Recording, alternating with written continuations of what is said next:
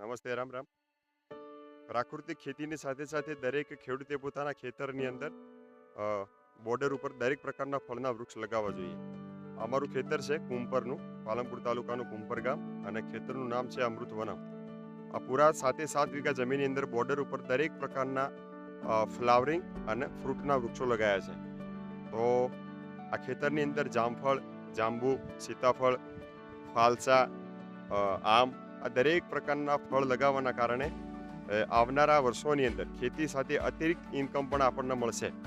બીજી મહત્વની બાબત એ છે કે પ્રાકૃતિક કૃષિને વિષયને લઈને આપણા ખેતરની અંદર જો સારામાં સારા વૃક્ષો હશે તો જ જીવ સંપદા બચશે. જીવ સંપદા આપણા ખેતરમાં રહેશે તો જ ખેડૂતને નુકસાન કરનારા જે જીવો ખરા એ પોતાનું એને ભોજન બનાવશે.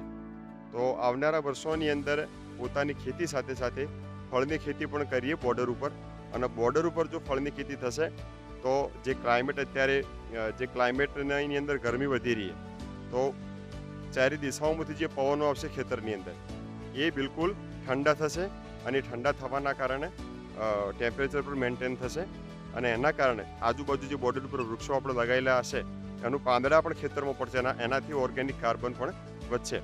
અને હવે વૃક્ષો એવા આવ્યા છે ગ્રાફ્ટિંગ કલમી કરેલા એવા કે જામફળ છે, સીતાફળ છે, એમની હાઇટ 6-7 ફૂટ સુધી આપણે રાખી શકીએ છીએ, અને જીવનભરે 6-7 ફૂટ સુધી એનું કટિંગ કરી અને એનું ઉત્પાદન આપણે સારી રીતે લઈ શકીએ છીએ.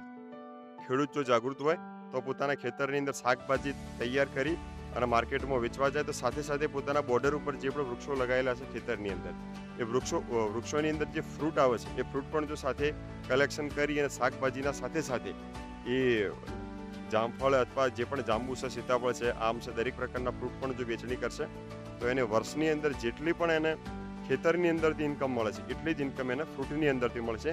દરેક ખેડૂતે પોતાના ખેતરની અંદર આ પ્રકારના ફળના વૃક્ષો લગાવવા જોઈએ. અતિરિક્ત ઇન્કમ પણ મળશે, અને આવનારા સમયની અંદર ભારતના દરેક લોકોનું આયુષ્ય ઘટી રહ્યું. એનું મુખ્ય કારણ એ છે કે એની અંદર ભોજનની અંદર ફ્રૂટ જે છે એ ખૂબ ઓછું થઈ રહ્યું.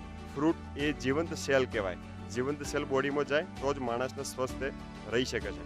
એટલા માટે આપણા ખેતરમાં ફ્રૂટ માર્કેટમાં ખરીદી નથી શકતા, તો એ ફ્રૂટ આપણા ખેતરમાં લગાવીએ તો આવનારી પેઢી પણ એ ફ્રૂટ ખાશે, અને ખેતરનું ક્લાઇમેટ પણ જળવાશે, અને એની ફર્ટિલિટી પણ જળવાશે, અને આપણા આજુબાજુ લોકોને પણ આપણે ફ્રૂટ આપી શકીશું.